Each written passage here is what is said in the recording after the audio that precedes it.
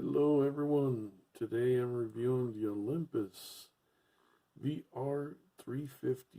Mine's in white, I've seen silver and black. It's an older camera also.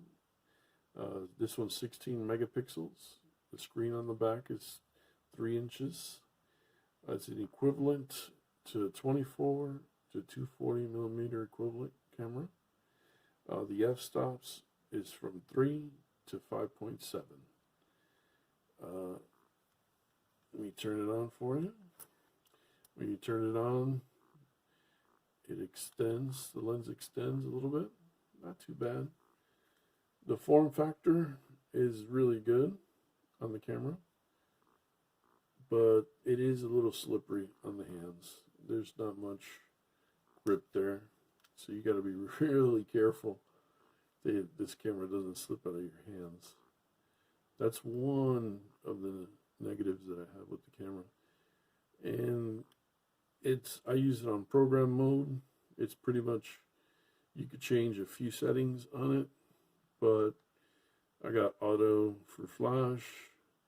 That's for macros. If you want to take macros close-ups, have that off currently. Taken that off for the self timer. You could have the exposure to -2. You could change it all the way. Oops, sorry about that. Back to program. It could be in increments of 0.3 all the way to negative. Exposure compensation. It is a little touchy. I leave it at 0, and you could go plus all the way to +2 exposure compensation. Auto balance, I leave it at auto white balance, but you got sunny, cloudy, inside, fluorescent, and I don't use those at all. I usually do landscape photography, so I use 200, you got 100, then you could use ISO high and auto ISO. It's got 1600, 800, 400. I usually typically don't go higher than 400 because pictures get pretty grainy, especially if you're hand holding it. On a tripod, it'd probably be a little bit better. So I leave mine at 100. I usually take pictures during the day, really bright sunny days. So I just follow the rules of that. I have it on sequential. This camera's a little faster than the Panasonic that I've used before. This one could take faster pictures sequentially, or you could put it on single. I leave it at 16, so you can blow up the pictures really big. But it does sequential high speed and high speed too. Take really fast pictures, but I've never used that setting. 16, you dumb it down to 8, bring it down to 5, 3, 2 megapixels, 1 megapixel, and VGA. Or you can use the 16:9 if you're going to use pictures in the video. That's where you would want to leave it at. And menu, you reset the whole camera. The compression is fine. That's the highest. You can put it on normal. You get more pictures. I have a 32 gigabyte SD card, and I could take up to 3,440 pictures right now. If you bumped it down to normal, it'd give you 6,000. But I want the best quality of 16 megapixels.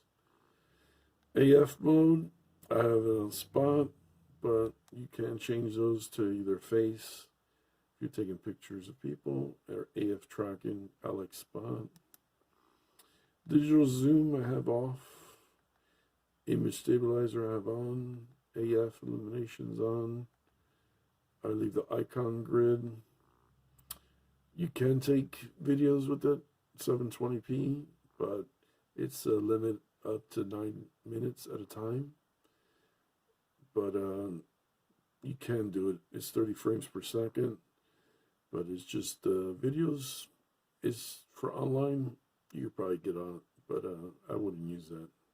It's 1080p right now and 4K. It's more of a standard, so I just use it for picture taking. And I have the audio on. You could format your card. I take off all my pictures, copy it to my computer, and then reformat the SD card every time I use the camera. You got backup. This camera's compatible Wi-Fi cards. If that's something that you're interested. I used to have an Wi-Fi card, but haven't. You could connect it to the computer with the same cable it came with. I leave the power on. Keep settings. I don't want to redo the settings every time I turn the camera off. I turn off all the sound settings, even while in the menu. That's just to not be in people's face or just being nosy if you're in a quiet place. Pixel mapping, bright, the screen, NTSC or PAL. Power save. I don't like my screen to turn off while I'm taking pictures or on the go. I have it, of course, to English. You could change the time and the date. You could also have a secondary world time if you live somewhere else or in a different time zone. And beauty settings. Never used them. That's about it on the settings part.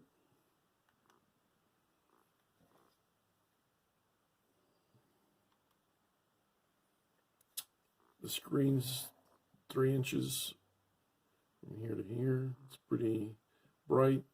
It's pretty easy to use. You got a record button here if you're doing video. You could go in and play your images. I don't have any currently here. Menu button. What is the OK button? Menu button's down here. You got the record button here if you were recording, the playback button, the OK button, directional keys, menu, and that's the return key. And I always leave it on program because the camera's doing a lot of the picture taking for you. You only have these settings in program to change. There's no aperture priority or shutter priority. Is a point and shoot camera. Pretty much. If you want to just auto and you don't really like to change settings, you only have flash, timer, and how many megapixels, and the camera does everything else for you. That's the easiest mode to have it on, iAuto. You have beauty settings, scenes. That would be, kind of walks you through. You get to choose if you want a portrait, landscape, nighttime. You could take pictures of the night, portraits. This is nighttime scenes. That's portraits. Sports. So you get indoors, you get a little bit more choices in this. Candle. Self-portrait. You can take a picture of yourself. Sunset. Fireworks. Food. Text. Beach and snow, and your pets, of course. And pets, of course, also. It can do 3D, but you have to have your own 3D glasses. I've never used that either. And if you don't want scenes, you can do magic scenes. There's pinhole, fisheye, drawing, self-focus, soft focus, pink. It's got sparkle, watercolor, reflection, pop art. I just leave it on pinhole. I do sometimes like to take pictures mimicking a pinhole camera, just for an effect. Something you don't have to do on the camera. You can just do it on the camera. And you know, flash, you have the same macro settings, timer, exposure compensation, white balance, and megapixel on the Magic. This one is panoramic. You could do different macro, super macro, really close-ups, and you could change the timer, exposure compensation, white balance, and the megapixels. Those are the only settings you could change in panorama. I leave it on program mode. So in program mode you have flash.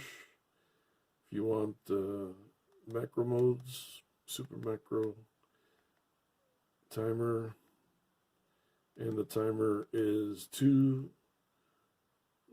seconds and 2, yeah. Exposure compensation, you got you in charge of white balance, your ISO, your sequential burst, if you want the high speed 1 or high speed 2, if you're taking really fast action photos, or you can do a single. 16 megapixels on portrait, on program. You could put 8, 5, 3, 2, or down to 1. Even VGA or 16 by 9. And you have access to the menu in program. And that's it for the Olympus camera. You know, you could focus with the top button halfway down, and it gives you shutter speed and f-stop. The f-stops are from 3.0 all the way to 5.7. The camera does all the picture taking. You know, it figures out all the f-stop for you. You only have a few settings that you could change. You could focus, you could go back, you got zoom. The digital zoom is off currently because it really gets really grainy on the digital. Optical zoom is up to 12x, pretty good for out and about pictures. And you could put a lanyard on it if you don't want to drop it. But it's an older camera. It's been good for me, but I'm trying to get more into photography and do more of the changes myself and not have the camera do everything for me. And when you turn it off, the screen goes away and closes, and you just put it in a bag. That's where I've kept mine, in a bag. The only other thing is SD card. I use SD card, but the battery, I don't have a charger for it, and I don't know if there is a charger for this camera, but I plug it into USB. So, and I got a wall adapter that comes with it. So that's the only kind of negative thing. There's no interchangeable batteries that I know of. It's got the tripod mount all the way to the left, so when you put in a tripod, camera's always leaning out. I don't like the position of that tripod mount, but I usually use it as a point and shoot camera when I'm on vacation, going out and about.